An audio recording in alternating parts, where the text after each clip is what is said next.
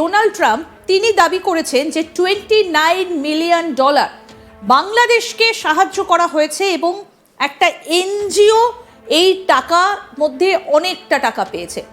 এবার এই যে টাকা যেগুলো বাংলাদেশের বিভিন্ন এনজিওতে গিয়ে ঢুকেছে, সেই টাকাগুলো কি শুধুই আমেরিকা থেকে এসেছে নাকি সেই টাকাগুলো অন্যান্য জায়গা থেকেও এসেছে? কোন জায়গা থেকে কত টাকা এসেছে?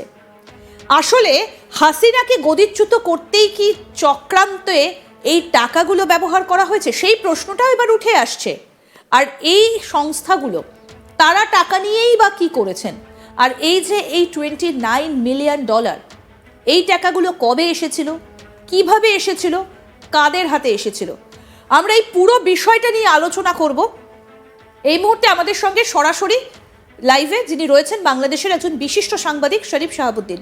স্যার, আপনাকে স্বাগত জানাই আজ তাক বাংলায়। আমি আসবো এই আলোচনায় আমরা আসবো যে এই টাকাগুলো কোথা থেকে এসেছিল, কি কাজে ব্যবহার করা হয়েছে, কারা পেয়েছেন এই টাকাগুলো। তবে তার আগে আমরা একটু শোনাবো আপনাদের যে ডোনাল্ড ট্রাম্প কি বলেছেন, শুনুন। $29 million to strengthen the political landscape in Bangladesh went to a firm that nobody ever heard of. Got $29 million. They got a check. Can you imagine? You have a little firm, you get 10,000 here, 10,000 there. And then we get $29 million from the United States government. There are two people working in that firm. Two people. I think they're very happy. They're very rich. They'll be on the cover of a very good business magazine pretty soon for being. Sir, আমি আপনার কাছ থেকে জানতে চাইবো, এই যে Donald Trump বলছেন $29 million, একটা ছোট্ট সংস্থা, দুজন মাত্র কাজ করে, 10,000 এখান থেকে 10,000 ওখান থেকে, কোন জায়গায় এই টাকাটা এসে পৌঁছেছে, তারা কারা?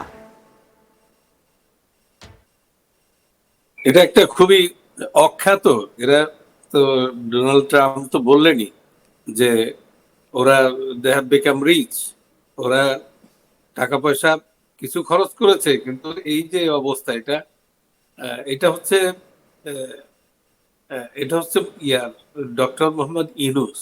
আপনি বিষয়টা এখন তো একেবারে পরিষ্কার যে হি কট রেড হ্যান্ডেড, একেবারে এটা চৌর্যবৃত্তি, একটা দেশকে ধ্বংস করে দেওয়ার জন্য, একটা স্ট্যাবল কান্ট্রিকে এইভাবে একটা মানে একটা ষড়যন্ত্রের যুপকাষ্টে বলি হয়ে যাওয়া।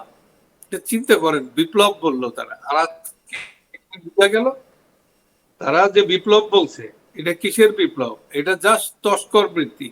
এরা বিদেশি টাকা এনে বিভিন্ন ভাবে বিভিন্ন সেক্টরের মানুষকে দিয়ে এরা ষড়যন্ত্র করে। মানে আপনি বলছেন যে এই টাকাটা মোহাম্মদ ইউনূসের কাছেই এসেছে প্রকারান্তরে?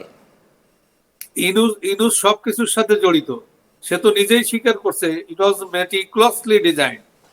এটা একদিনের না, এটা বহুদিন ধরে ওরা কাজ করছে।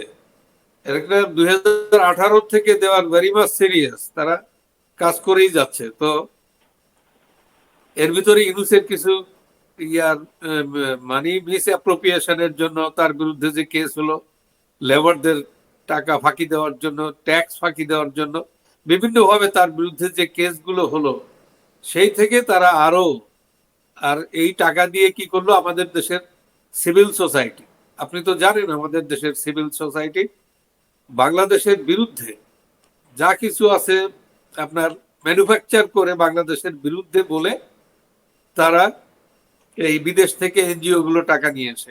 আর ইউনূস হচ্ছে এনজিও হেড।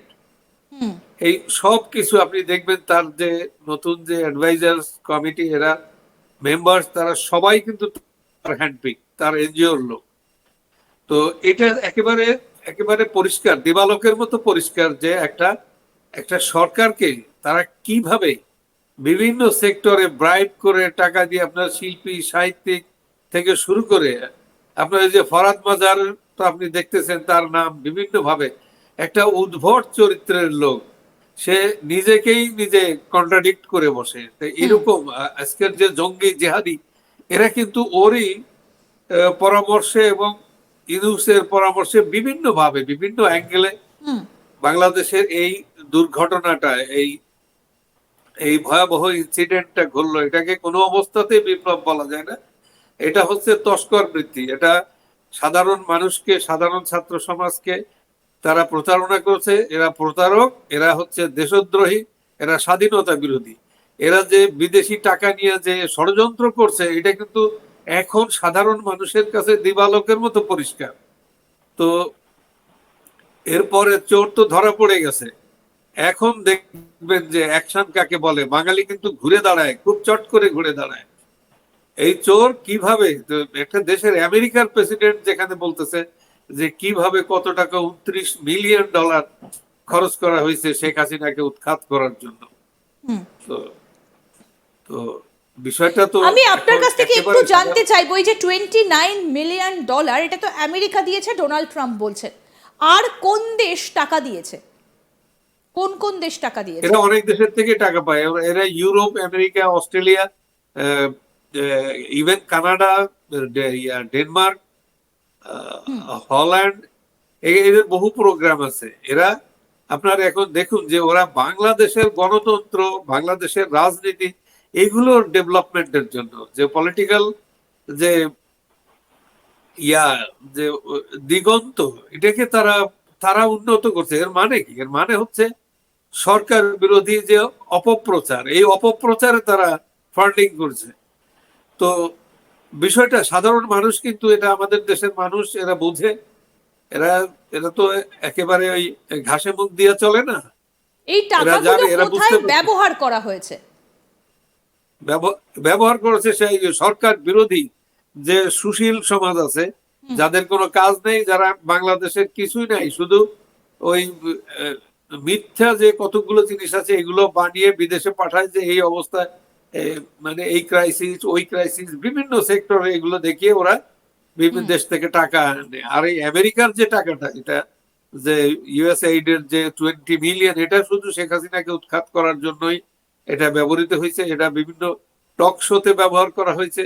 এটা বিভিন্ন ভাবে আপনি লক্ষ্য করছেন যে বাংলাদেশে দীর্ঘদিন ধরে শেখ হাসিনার সরকার বিরোধী যে অপতৎপরতা, এটা এদেরই, এদের আগের প্রজেক্ট, তারপরে প্রজেক্ট, এদের কন্টিনিউয়াস প্রজেক্ট ছিল। শুধু যে 29 মিলিয়ন এরা, এর আগেও তাদের প্রজেক্ট আছে। একজন এখন আস্তে আস্তে চোরগুলো নিজেরাই স্বীকার করছে যে না, আরো প্রজেক্ট আছে আমাদের, এর আগেও ছিল, এটা আছে, এটা চলমান। বিভিন্ন ভাবে এরা বলার চেষ্টা করছে। একজন এটা চ্যানেল আই টক শো পরিচালনা করে, সে তো ভয়াবহ। বাংলাদেশের যে আমেরিকার রাষ্ট্রদূত ছিল হাস, তাকে নিয়ে 5 স্টার হোটেলে প্রোগ্রাম করছে। একটা প্রোগ্রাম করতে 20 লাখ 30 লাখ টাকা লাগে। তো সে কতগুলো 15-20টা অনুষ্ঠান করছে। এখন আবার তো বলার চেষ্টা করছে যে না, আমরা হ্যাঁ আমরা পাই, টাকা পাই, আমরা করি। তো এর আগে কিন্তু এগুলো স্বীকার করেনি। এখন চোর, পুরো চোর ধরা পড়ে গেছে।